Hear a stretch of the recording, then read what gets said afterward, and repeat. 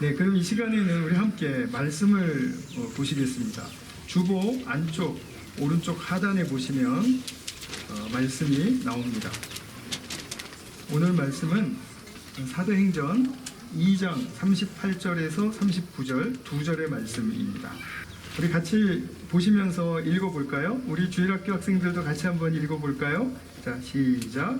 베드로가 대답하였다. 회개하십시오. 그리고 여러분 각 사람은 예수 그리스도의 이름으로 세례를 받고 죄의 용서를 받으십시오. 그리하면 성령을 선물로 받을 것입니다. 이 약속은 여러분과 여러분의 자녀와 또 멀리 떨어져 있는 모든 사람, 곧 우리 주 하나님께서 부르시는 모든 사람에게 주신 것입니다. 아멘.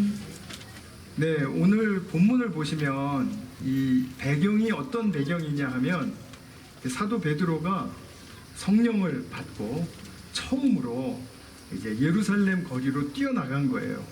왜 뛰어나갔냐 하면 부활하신 예수님을 증거하기 위해서였어요.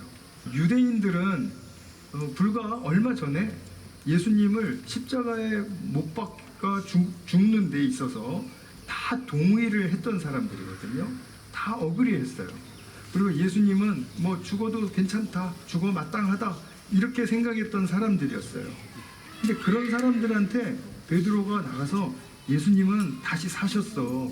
예수님이 죽으신 것은 죄 때문에 죽으신 게 아니라 하나님께서 주신 그 사명을 다 하시느라고 죽기까지 순종하신 거야 하면서 그 메시지를 이제 나가서 전하기 시작했습니다. 예수님에 대해서 아주 적대심을 가지고 있었던 그런 그 사람들에게 이 말씀을 전하는 게 쉽지는 않았을 거예요. 그런데 의외로 이 사람들이 베드로가 하는 말을 잘 듣고 그리고 뭔가 마음에 움직임이 일어나기 시작했습니다. 또 그러면서 잘 생각해 보니까 자기들이 예수님은 죽어도 돼 하고 생각했던 것, 그리고 거기에 동의했던 것, 또는 간접적으로나 직접적으로 참여했던 것, 그것이 후회가 되기 시작했어요. 너무 반성이 되는 거예요. 그래서 그러면 이게 지금 우리가 어떻게 하면 좋겠습니까? 하고 베드로에게 물어봤습니다. 베드로에게 물어볼 때 그들의 마음은 어땠을까요? 그들의 마음은 이랬을 거예요. 우리가 죽기까지 저렇게 예수님을 모른 척했고 그랬는데 우리 정말 너무 많이 선을 넘어온 거 아니에요? 우리는 예수님께 다시 돌아가기에는 너무 늦은 거 아니에요? 하는 그런 마음을 가지고 정말 떨리는 마음으로 우리는 어떻게 하면 좋겠습니까? 하고 베드로 사도에게 물어봤을 거예요. 근데 베드로가 뭐라고 대답하죠? 첫 번째로 회개하십시오 라고 하죠. 근데 회개라는 말은 뉘우치고 반성한다라는 그런 말도 들어가 있는데 조금 더 적극적인 의미가 있어요. 지금까지는 하나님이 보내신 예수님을 모른 척하고 그럼으로써 하나님의 뜻을 저버리고 살아온 결과를 맞이했거든요. 그러니까 이렇게 하나님으로부터 잘못 나가는 삶을 살지 말고 이제는 예수님께로 집중하고 예수님을 잘 바라보면서 하나님의 뜻을 잘 실천하려고 행동하려고 애를 쓰면서 사십시오라는 말이 회개하십시오라는 말이에요. 그 말을 딱 한마디로 줄이면 방향을, 여러분들이 살던 삶의 방향을 돌리십시오라는 뜻이에요. 턴어라운드 하라는 그런 말이에요. 그래서 이 사람들이 그 말씀을 이제 새겼어요. 그런데 베드로는 거기에 더해서 두 번째 말씀을 또 전하죠. 두 번째 말씀이 뭐였죠? 침례를 받으라라는 거였었어요. 침례를 받으라. 그런데 그 앞에 그리스도의 이름으로 침례를 받으라라는 그런 말씀이었어요. 이제는 자기가 회개하겠다고 하나님께로 이제 방향을 틀어서 돌려서 내가 그 뜻을 쫓으면서 살겠습니다라고 그렇게 마음을 먹었으면 몸으로 보이라는 거예요. 침례를 받음으로써 몸으로 보이라는 거예요. 침례는 그때 당시에 다 알려진 예식이었었어요. 침례 요한이 보여주었고 예수님도 또 예수님의 제자들도 보여주었던 우리가 조금 있다가 이제 할 그런 어떤 형식. 그것을 이 사람들은 다 알고 있었단 말이에요. 그러니까 그러면 내가 내 삶을 하나님을 향해서 돌린다라는 그런 증거로 이 침례를 받아야 되겠구나 하고 또 그 앞에 한 구체적인 또 하나의 해야 할 일이 생기게 된 겁니다. 근데 여기에 보시면 침례할 때 우리가 물속에 들어가죠. 이제 우리 5사람이 침례 받으면서 물에 먼저 쑥 빠지게 돼요. 물에 빠지는 것은 어떤 의미일까요? 죽음을 의미하는 거예요. 자, 그럼 뭐가 죽는 거예요? 내가 진짜 죽어요? 숨이 이렇게 숨을 못 쉬어서 꼴까닥 하고 죽어요? 아니죠. 그럼 뭐가 죽는 거예요? 옛날에 하나님을 떠나서 어긋나던 나의 옛 나가 죽는 거예요. 그 나가 이제 죽는 거예요. 그리고 이제 침례식 할 때 물 밖으로 이렇게 나오죠. 건져주죠. 목사님이랑 방한나 선생님이 이제 건져줄 거예요. 그러면은 그거는 무슨 의미일까? 살아나는 거. 그렇지? 맞았어. 살아나는 거예요. 그럼 어떤 삶으로 사는 걸까요? 이제는 예수님과 함께 사는 새 삶으로 살아나는 거예요. 그러면 죽고 사는 것, 이것이 어디에서 일어난 거예요? 먼저 예수님한테는 십자가에서 죽으시고 그리고 무덤에서 살아나신 거잖아요. 그죠? 이것을 우리가 물을 통해서 우리의 삶을 다시 한번 재현하는 거예요. 이렇게 보여주는 것을 이야기하는 거예요. 그래서 예수님도 죽으셨다가 다시 사신 것처럼 우리도 예수님과 함께 죽고 함께 산다. 이것이 바로 침례의 굉장히 중요한 핵심입니다. 근데 여기 보면은 그리스도의 이름으로 침례를 받으라 그랬죠. 그러니까 무슨 말입니까?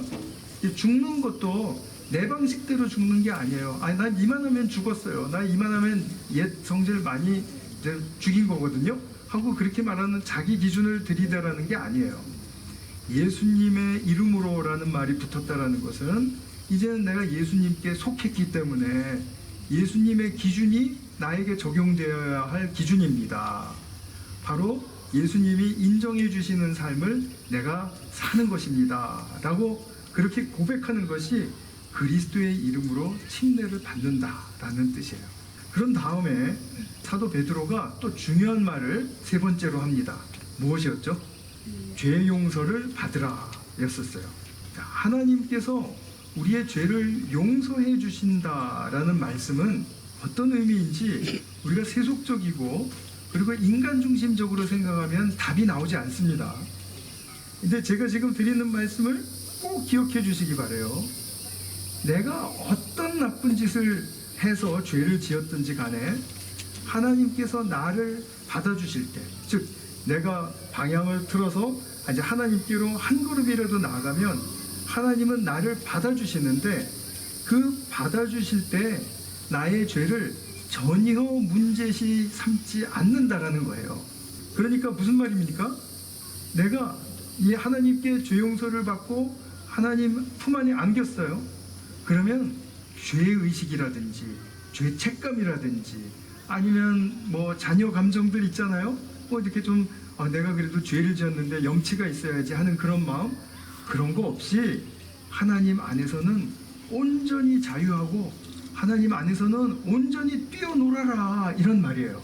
그러니까 하나님 앞에서 스스럼이 없어야 되는 거예요. 내가 죄를 지었는데 용서를 받았어요. 그런데도 아직도 내가 그 죄 때문에 하나님께 주눅이 들어있어요. 하나님께 얼굴을 잘 못 들어요. 그러면 죄를 용서해 주시는 하나님이 그런 나를 보고 기뻐하실까요? 아니죠. 그죠? 내가 다 용서해 줬는데 왜 이렇게 자유롭지가 못한 거야? 왜 이렇게 아직도 주눅이 들어있고 그리고 압박 속에 있는 거야? 하고 분명하게 하나님이 서운하실 거예요. 그렇기 때문에 우리가 용서를 받았다라는 것은 하나님 안에서 좀 세속적인 말의 표현을 드린다면 활기치는 삶을 사는 거예요. 다소 사람들이 보기에는 뻔뻔하게 보일 수도 있는 거예요. 그래서 이 죄 용서에 대한 성경적인 이 의미를 잘 헤아려 깨달으실 수 있기를 바랍니다. 우리가 하나님의 죄 용서는 그렇기 때문에 내가 하나님 안에서 온전히 자유하는 가운데 이제 사랑의 첫 발걸음을 스스로 뗄 수 있는 힘을 얻는 그런 바로 중요한 생명의 요소가 되는 것입니다. 하나님이 우리 죄를 용서해 주셨을 때 우리는 비로소 그 안에서 자유하며 내가 사랑하기 힘들었던 사람, 내가 용기가 없어서 사랑하지 못했던 그런 상황 속에서도 이제 사랑의 첫 시작을 감행할 수 있는, 실행할 수 있는 그런 힘이 생기는 것을 의미하는 것입니다. 이렇게 사랑할 수 있는 것은 그냥 감정이 동요해서 그래 한번 해보지 뭐 이게 아니고요. 이건 진짜 생명의 힘이 필요한 일이거든요. 사랑은 생명의 힘이 반드시 역사해야 합니다.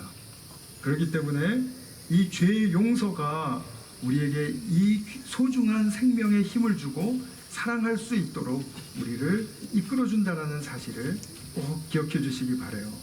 성령을 선물로 받으라, 이것이 네 번째 베드로 사도의 권면이었습니다.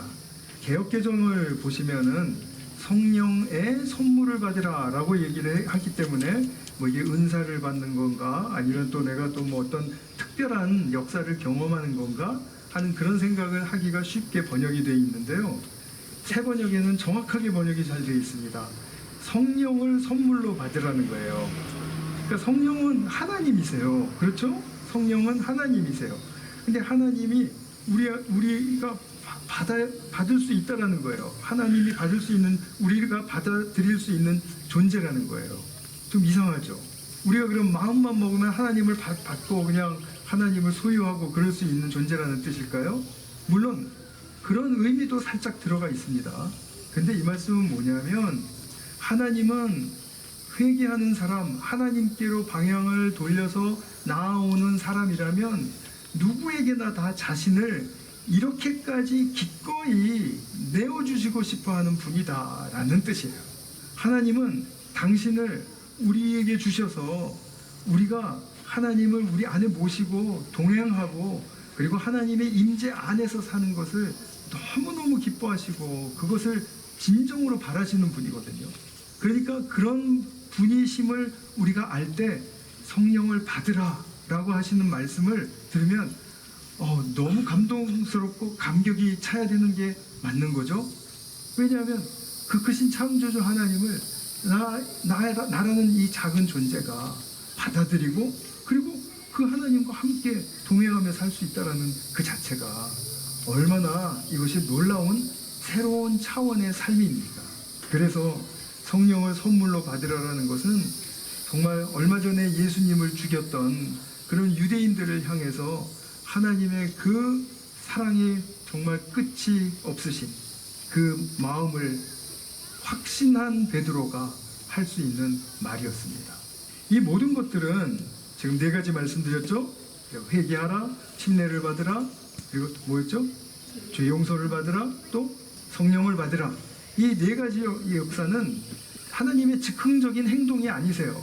이미 약속하신 것을 이제는 이루실 때가 되었고 바로 이루실 대상이 범죄한 여러분들을 향한 하나님의 뜻입니다 라고 이야기를 해주는 것입니다.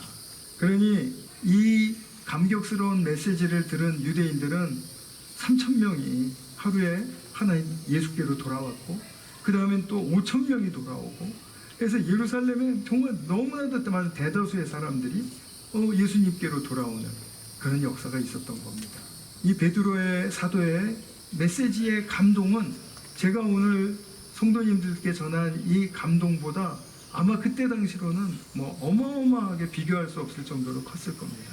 그런 메시지를 우리에게 오늘 주셨는데 저와 우리 성도님들 그리고 우리 침례받는 5명의 우리 중고등부 학생들 잘 새기고 또 이것이 평생 우리의 삶에 힘이 될 수 있는 그런 기초가 되도록 애써주시면 좋겠습니다.